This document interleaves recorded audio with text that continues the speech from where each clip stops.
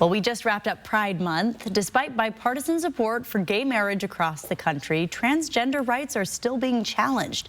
Rachel Bate has more. At Trump rallies across America, no topic revs up the MAGA crowd quite like transgender rights. He wants to have men play in women's sports, okay? The former president leaning into the culture war to turn out his base, mocking transgender athletes playing women's sports, and likening puberty blockers for transgender kids to the sexualization of children. The left-wing gender insanity being pushed on our children is an act of child abuse. The tone standing in stark contrast to the one emanating from President Joe Biden. I want to send a message to the entire community, especially to transgender children.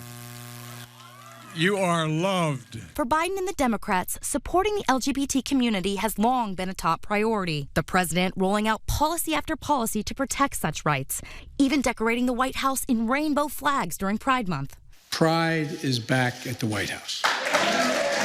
Like the vast majority of the public, both Biden and Trump support same-sex marriage, but that's where their similarities end. As president, Trump banned transgender people from serving in the military, an executive order Biden revoked as one of his first acts as president.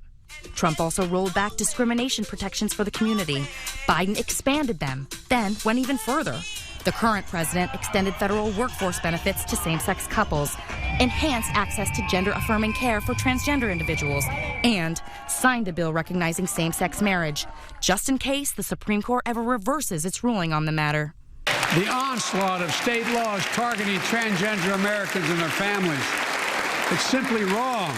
Trump, meanwhile, is vowing to outlaw gender-affirming care for kids, even as the American Academy of Pediatrics supports it.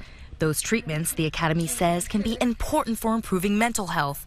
But Trump says he'll strip federal funding from doctors who perform such treatments on youth, and is warning that schools that discuss sex transitions with students could see severe consequences. I will ask Congress to pass a bill establishing that the only genders recognized by the United States government are male and female. The candidates' polar opposite views reflect a divided society still largely skeptical of transgender rights. A recent Pew Research study finding that 2/3 of registered voters say a person's gender is assigned at birth, plain and simple. That's an increase from just a few years ago. Only 34% say a person's gender can be something other than their birth sex.